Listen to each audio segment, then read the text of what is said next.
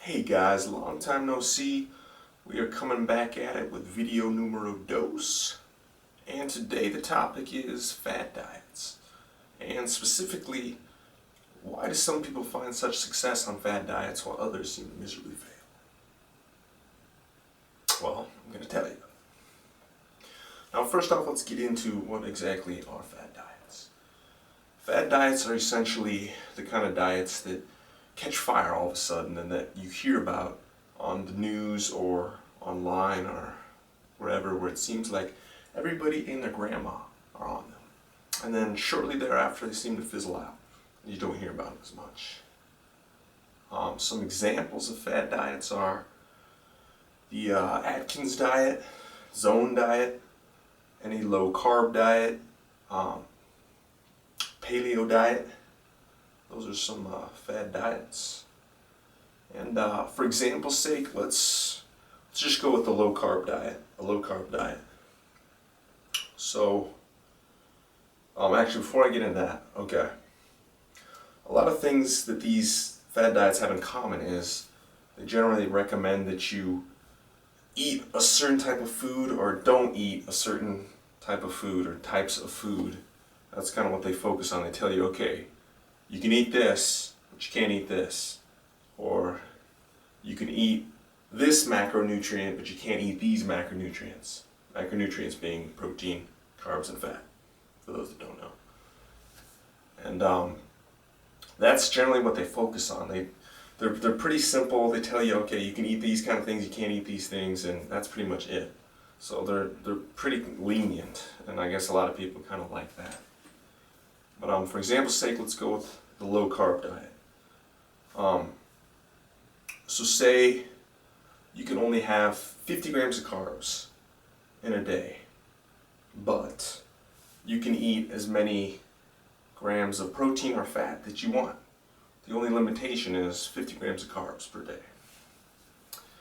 So let's take two people on this same diet that entails 50 grams of carbs and as much protein and fat as you want.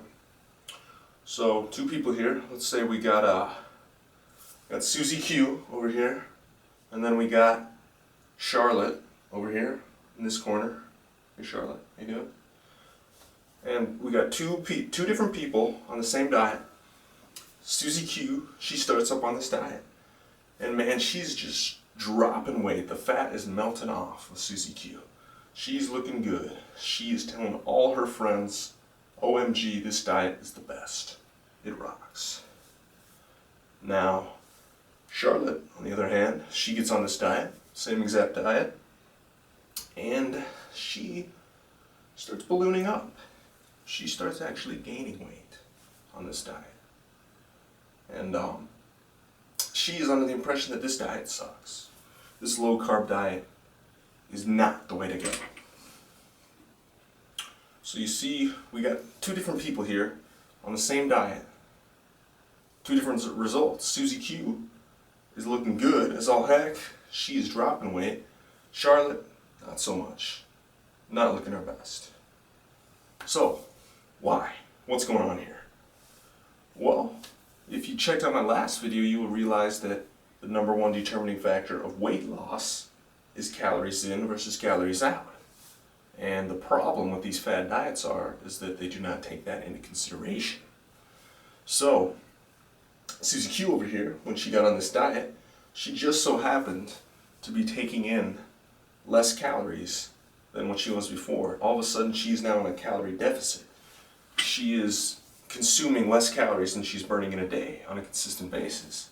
And what that means for her is that she's going to be dropping weight. Now what's your name? Charlotte. Now for Charlotte, it was the opposite. She stuck to the guidelines. She did what the diet was supposed to do. She stuck to under 50 grams of carbs a day, and she ate as much protein and fat as she wanted. But what happened was she started gaining weight. And that's because she was in a calorie surplus. She was consuming more calories than she was burning in a day, which led to those unfavorable results. So this is the problem with fad diets, and this is why you see Some people succeed and other people fail miserably. They don't take in consideration overall calorie intake. And as you now know, that is the most important thing to consider. So I do not like fad diets. I do not recommend fad diets. And another thing too, even if you're like Susie Q and you get on this diet, you start having a lot of success, what happens once you reach your goal? Let's say she wanted to drop 20 pounds, all right? She got on this diet, slow carb diet. She reached her goal. She lost 20 pounds. Is she going to stay on that diet? Probably not. She's going to go back to the way she was eating before. And all of a sudden now she is back to that amount of calories she was eating before. So she's probably going to gain all that weight back that she just lost. And so it was all for naught. And it's not good. It's not what we want. So I do not recommend fad diets. That is why sometimes they work, sometimes they don't. It's kind of like just throwing the dice out there. Maybe I'm going to lose weight, maybe I'm not.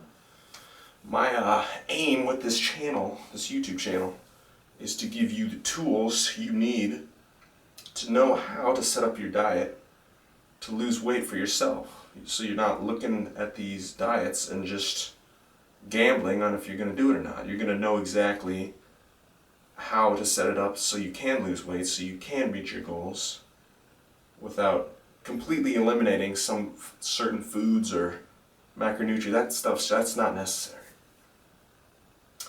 So that is all for today in this video. I hope you enjoyed it, and I will catch you guys next time.